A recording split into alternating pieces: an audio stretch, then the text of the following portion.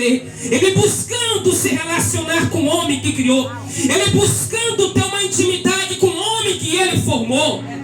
E a Bíblia fala que nasce Enos, e Enos viu que a terra estava devastada no pecado, e ele disse: eu não posso fazer como os demais, eu vou clamar, eu vou buscar, porque ele quer se relacionar, ele quer intimidade, ele quer comunhão, e eu vou buscar. Enos clama, e da geração de Enos vem Enoque, que também entendeu que o homem foi criado para se relacionar com Deus. Enoque entendeu que o homem foi criado para andar com Deus. Enoque entendeu que o homem sem Deus é nada, porque em Gênesis 5:26 está escrito que ele andava com Deus. Oh, aleluia! E Deus se agradou tanto de Enoque, que a Bíblia fala que ele o tomou para si. Ele arrebatou o homem que andava com ele. Tomou Enoque, mas a semente de Enoque ficou. Porque Enoque é um tipo de homem que disse: todo mundo está pecando, Senhor, mas eu quero relacionamento, eu quero intimidade, porque eu entendo que foi para isso que o Senhor me criou. Aí a Bíblia fala que vem Noé, bisneto de Enoque, que entendeu que para viver na terra precisa andar com Deus, que entendeu que para viver na terra precisa ter intimidade com Jesus, que entendeu que para viver na terra precisa renunciar ao pecado. Oh, aleluia! E agora Deus quer exercer juízo, mas tem um homem que anda com ele, tem um homem que tem intimidade com ele. Deus chega para Noé e disse: Noé, eu tenho visto que tu é justo, eu tenho visto que tu é piedoso, diferente dos demais, e eu vou dar cabo de toda a terra. Tudo aquilo que eu fiz eu vou destruir, eu vou matar e vou voltar a reconstruir através da tua vida, mas se tu me obedecer. E o que é que eu tenho que fazer, Senhor? Constrói uma arca, porque vai vir juízo sobre a terra, Noé.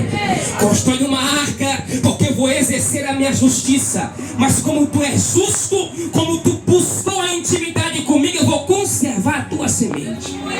Veio o dilúvio.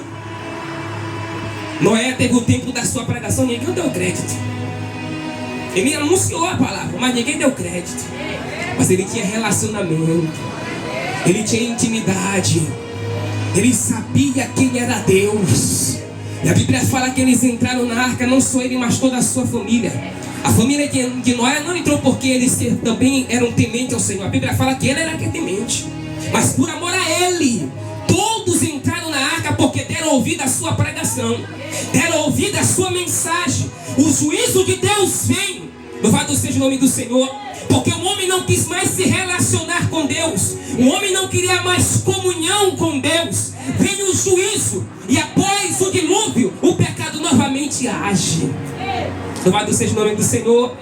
Só que agora em Gênesis capítulo 12, você olha para o outro nome cujo nome era Abrão, e decide também se relacionar, decide formar uma aliança. Deus chega para Abrão e diz: sai da tua terra, sai da tua casa, sai da tua parentela e vai para um lugar que te mostrarei. De ti eu vou fazer uma grande nação, ser tu uma bênção, vou abençoar os que te abençoarem, vou amaldiçoar os que te amaldiçoarem. Abrão, tu serás uma bênção nas minhas mãos, se tu obedeceres a minha voz e se relacionar comigo. Eu quero intimidade, eu quero comunhão. E ele sai. De Abrão vem Isaac, de Isaac vem Jacó, de Jacó vem 12 filhos, dos 12 filhos vem a nação de Israel. E todo o tempo na história, Cristo em Deus buscando se aproximar do homem, buscando resgatar o homem, trazer de volta para si, de volta ao caminho da árvore da vida. Mas o homem era incapaz de fazer. A nação de Israel nasceu, viveu, mas como uma nação rebelde. Deus todo o tempo provando o seu amor. Em Oséias, a Bíblia registra que Deus chegou para Oséias e disse: Oséias, casa com uma prostituta, vai ter amor com uma mulher que já teve muitos amores. E quando o povo te perguntar o que é que tu está fazendo, tu vai dizer para eles que é eu querendo me relacionar com eles. E depois que tu casar, Oséias, manda ela de volta embora para sua velha vida, mas depois vai buscar novamente. E quando o povo te perguntar o que é que tu está fazendo, tu vai dizer para eles: Israel, eu quero vocês de volta. Israel,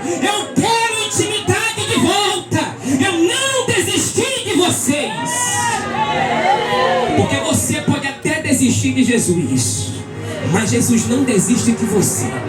Você um dia pode até virar as costas para Deus, mas Ele não vira as costas para você.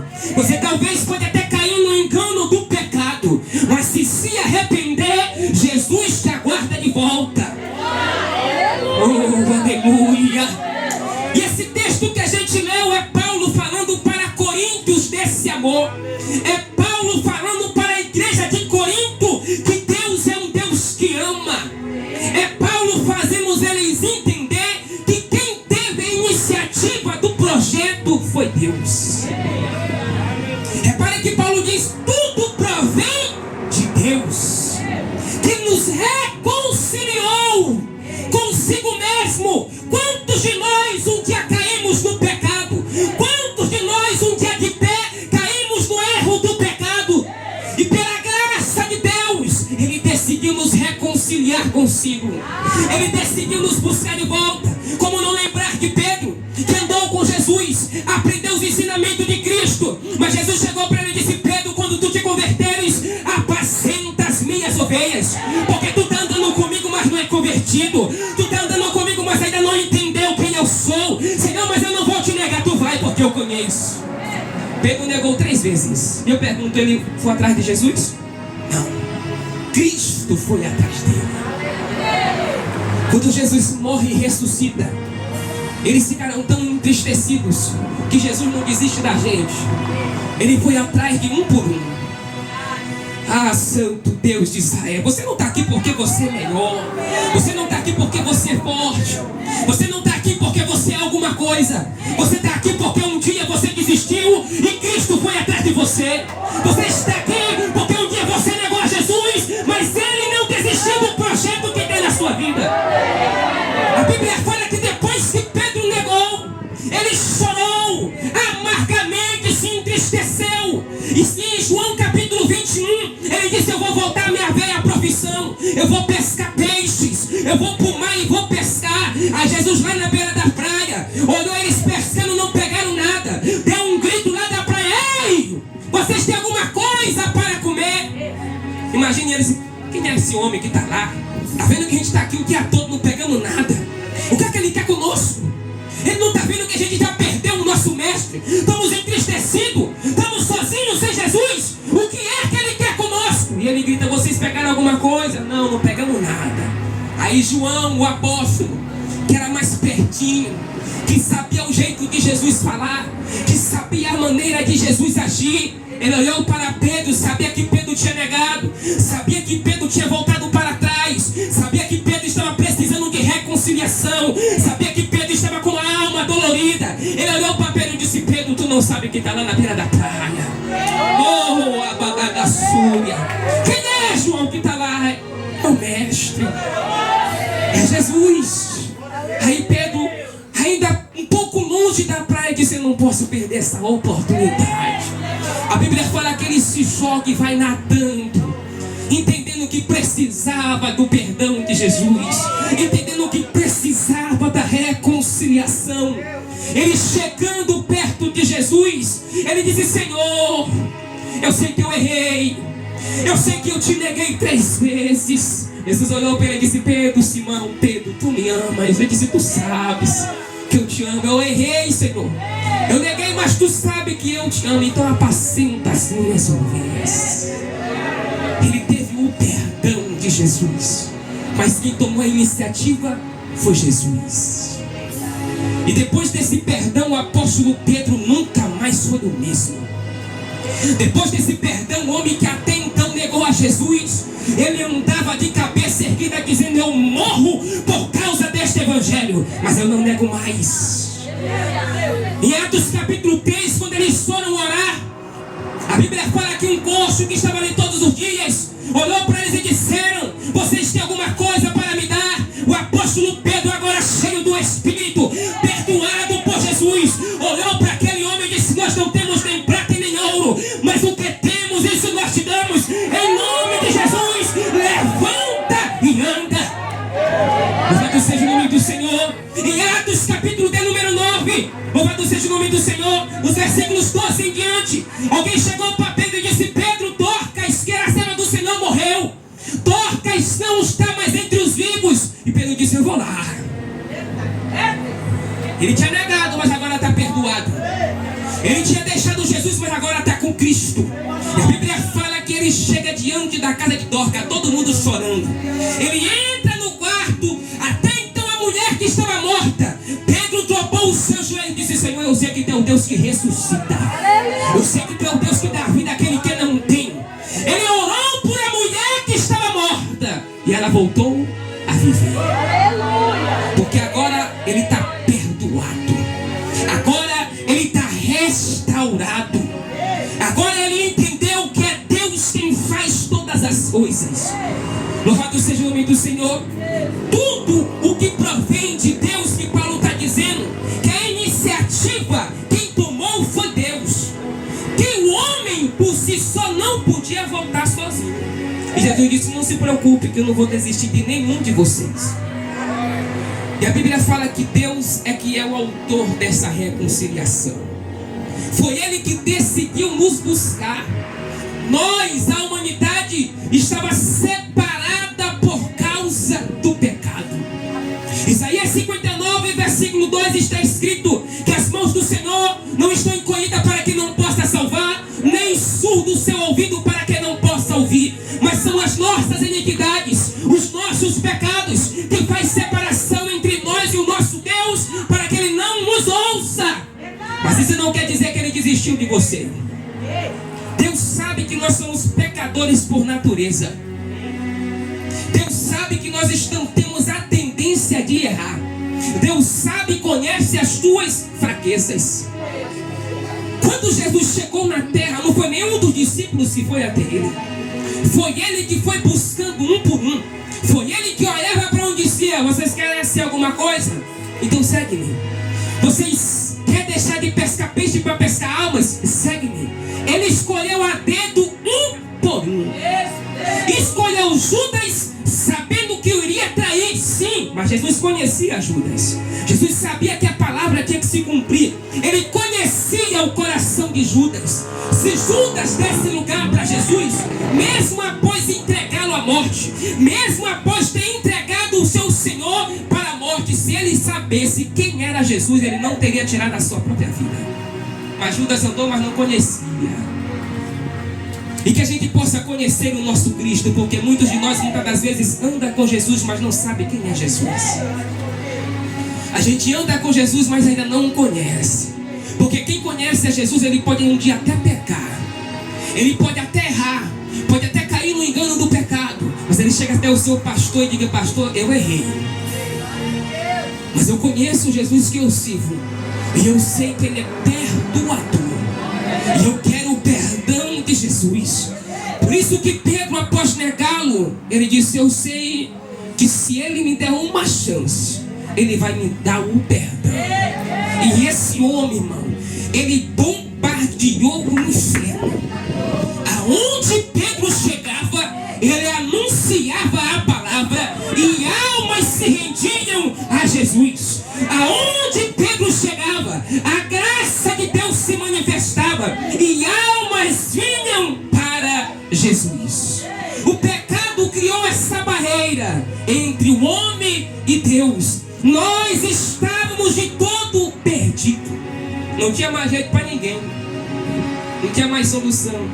Só que veio Jesus, o Cordeiro de Deus que tira o pecado do mundo. Veio Jesus, o Cordeiro que está morto desde a fundação do mundo. Só que veio Jesus para nos resgatar das trevas para a sua maravilhosa luz. Só que veio Jesus, aquele que é a propiciação pelos nossos pecados. Jesus veio para nos resgatar. Louvado seja o nome do Senhor. O resgate não começa no homem, mas sempre começa no amor de Deus. Porque a iniciativa foi dele. Reparem que no Evangelho de João, capítulo 3:16, ele deixa claro: porque Deus amou o mundo de tal maneira que deu o seu único filho unigênito para morrer por nós, para que todo aquele que nele crê não pereça, mas tenha vida eterna. Deus te amou primeiro.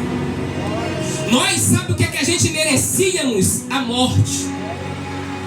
Para nós não tinha mais jeito. Para nós não tinha mais solução. Porque ainda mesmo com Jesus a gente peca, a gente erra. Mas Ele não desiste. Ele não desiste de você. E nunca vai desistir. Mas o que Ele quer de nós é obediência. Ele morreu a nossa morte para que nós vivêssemos a sua vida. Ele pagou o sofrimento que era nosso para que nós vivêssemos a sua alegria. Louvado seja o nome do Senhor. É por isso que eu me alegro com Jesus, porque nosso valor está no fato de que Deus, por iniciativa própria, Ele quis nos resgatar. Foi o próprio Deus que disse: eu não preciso de ninguém para fazer alguma coisa. Eu não vou desistir do projeto que eu fiz. Eu não vou desistir do projeto que eu formei. O homem peca desde lá do princípio, mas ele nunca desistiu. Os irmãos podem ver na Bíblia que é todo o tempo ele buscando se relacionar. É todo o tempo ele buscando se aproximar. É o homem pecando e ele dizendo: eu estou aqui. É o homem deixando ele de lado e ele dizendo: eu estou aqui quando tu precisarem. Mas entenda que tu precisa estar em comunhão para que tu possa desfrutar do céu. Pecar você pode, mas tu não pode permanecer no pecado. Entenda que Ele é perdoador, mas para todas as coisas tem a sua consequência. O pecado de Israel teve consequência. Israel insistiu tanto no pecado, e Deus todo o tempo levantando o profeta para alertar. Deus todo o tempo dizendo: Israel, Israel, eu sou o teu Senhor. Israel, Israel, se vocês não se voltarem de todo para mim, eu vou permitir vir um cativeiro de novo. Eu vou permitir vir a prova de novo. Israel não ouviu, mas não obedeceu. Aí vem Nabucodonosor e destrói tudo. A nação que foi liberta por Deus com mão poderosa, agora novamente entra na escravidão 70 anos, porque não acreditaram, não deram ouvido na mensagem de Deus. Deus queria resgatar, mas Israel não queria mais o resgate. Só que o que eu acho mais lindo da história da palavra do Senhor, que mesmo o povo sendo provado, mesmo o povo no cativeiro babilônico, mas mesmo assim Deus estava agindo. Deus estava ali todo o tempo. Deus levou Daniel. Daniel sofreu muito, teve a sua família destruída, aí os seus sonhos destruídos, mas lá no cativeiro da Babilônia ele disse: Senhor, eu sei que tu é o mesmo Deus, eu não vou me curvar diante da Babilônia, porque eu sei que aqui o Senhor também é Deus. Deus usou esse homem de tal forma no palácio, que entre ele não se teve outro. Passou Nabucodonosor, passou Belsazar, passou Dário, e Daniel estava lá, temente ao Senhor. Aí em Ezequiel capítulo 37 a Bíblia fala que Deus, para alertar Israel, porque sabe o que ele estava dizendo? Não tem mais jeito. Deus esqueceu de nós. Nós somos como um vale de osso seco, não tem mais esperança para nós. Você pode ler que está escrito: Israel no cativeiro estava dizendo: acabou. Deus se esqueceu de nós. Deus nos desamparou. Aí Deus olhou para Ezequiel. Ezequiel disse para esse povo, porque eles estão dizendo que acabou a esperança, mas disse para eles que se preciso for, eu vou cavar a sepultura, eu vou arrancar eles lá da sepultura, e eles voltarão à terra que até então era deles. E eu vou fazer isso para que eles entendam que eu é que sou o Senhor. Eu é que sou o resgatador de vidas, o resgatador de sonhos. Você está aqui porque Deus te amou primeiro. Você está aqui porque Ele nunca desistiu de você. Cristo é o mediador perfeito. Quando a gente peca, Ele que chega lá diante de papai, dizendo: dá mais uma chance. Quando a gente erra, repara que naquela parábola da videira, alguém chegou e disse: eu vou arrancar. Não tem mais jeito. Está aqui tanto tempo ocupando a terra, não dá fruto. Aí chegou o mediador. Eu vou cavar, Senhor. Não arranque agora não, eu vou cavar essa videira. Vou colocar duplo. Se dentro de um ano não der fruto, tu pode vir suportar, mas deixa primeiro eu trabalhar. Me dê mais uma chance. Cristo é o nosso mediador. Ele não apenas representou Deus, ele foi Deus agindo. Ele foi Deus agindo no mundo. Ele levou sobre si o meu, o teu pecado, as nossas dores. Ele foi quem sofreu. Ele não merecia passar pelo que passou, mas como um cordeiro mudo, por causa do meu erro, por causa do teu erro, por causa do nosso pecado, como um cordeiro mudo, sofreu, foi castigado, foi humilhado. Repare que ele é Deus no mundo. Ele é Deus querendo se reconciliar com o mundo. Ele é Deus trabalhando em nosso favor. Mas como homem, ele decidiu pagar o preço do pecado. E a Bíblia fala que ele se tornou o próprio pecado, igreja. Ele não só tomou os nossos pecados, ele se tornou o nosso pecado. Em Hebreus fala que ele se fez maldição por tua causa. Jesus se fez maldição um dia por nossa causa. Ele não apenas tomou a consequência dos nossos pecados. A Bíblia fala nesse texto que Deus o fez pecado.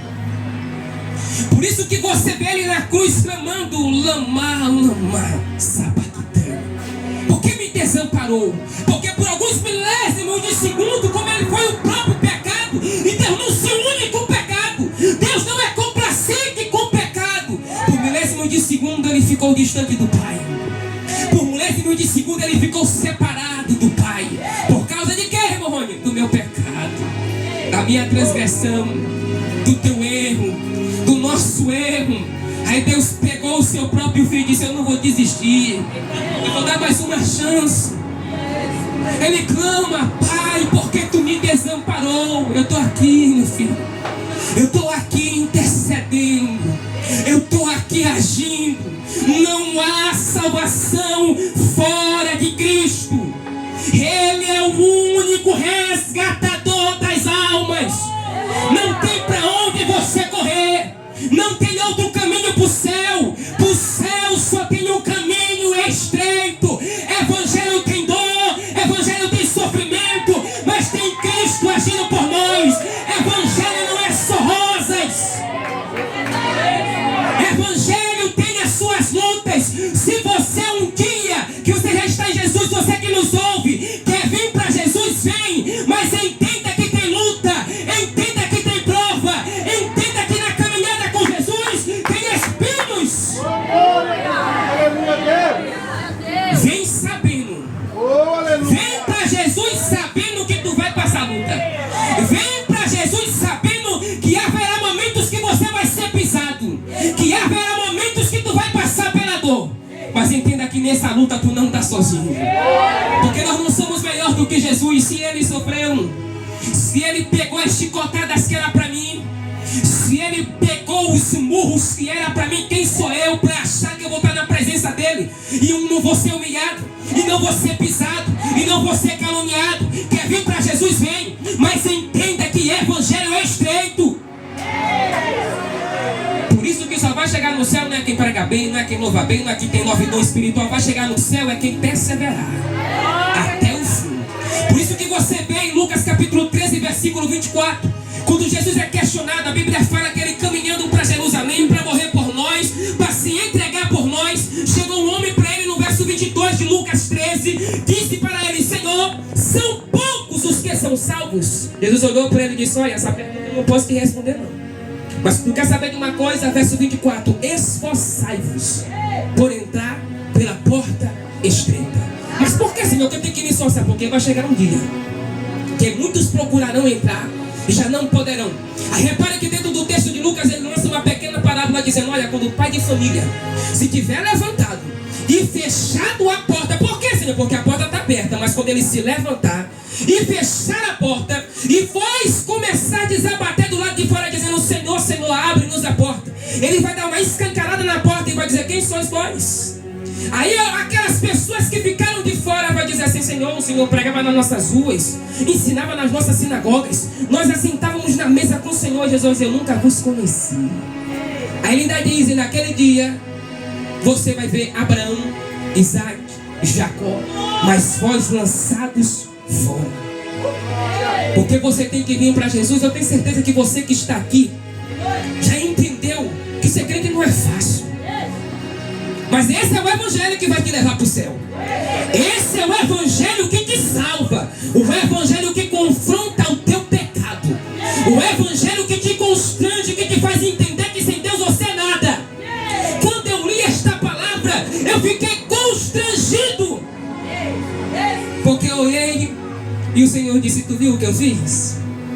Tu entende o que foi que eu fiz? Tu entendeu o projeto da salvação? Eu olhei e disse: Senhor, a gente não é nada. Foi Ele que decidiu fazer tudo, pastor. Repare que no texto está escrito: oi Deus, tudo isso provém de Deus, que nos reconciliou consigo mesmo. Não foi o homem que foi até Ele. Não foi o homem que decidiu se aproximar. Foi Deus que decidiu dar o primeiro passo. Agora hoje, para você vir para Jesus, é você que tem que dar o primeiro passo. Porque o plano já foi formado. A porta está aberta. Ele sofreu pelo teu pecado, pelo meu pecado. Mas se você quer vir para Jesus, não basta só ouvir. Você tem que ouvir e tem que vir.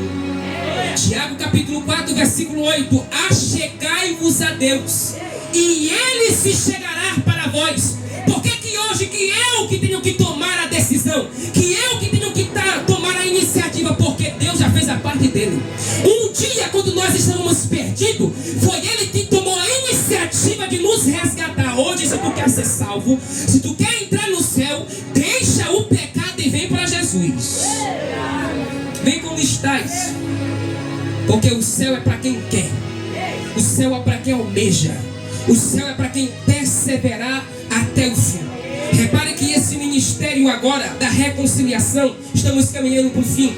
Esse ministério da reconciliação agora, esse resgate é confiado à igreja. Você, depois que vem para Jesus, você é representante de Deus na terra. Por isso que a gente está sujeito a errar. Mas se tu puder evitar o pecado, evita. Porque hoje você representa o reino de Deus na terra. Hoje você é, como diz Paulo, é embaixador de Cristo. Você não está representando qualquer pessoa. Você não está representando qualquer reino nesse mundo de pecado. Você está como representante do reino de Deus. Evite pecar, evite contenda, evite dissensões, evite discussões por causa de Cristo. Porque Ele decidiu confiar a nós o ministério da reconciliação. Ele decidiu repassar a nós o ministério do resgate. Ele quer resgatar almas por meio da sua vida.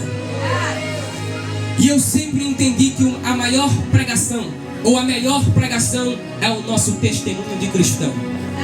Quando eu me entendi como crente, o Espírito Santo me fez entender: tu quer alcançar vidas? Seja a pregação do Evangelho. Viva o Evangelho. Porque pregar é muito bom, mas andar como cristão é melhor.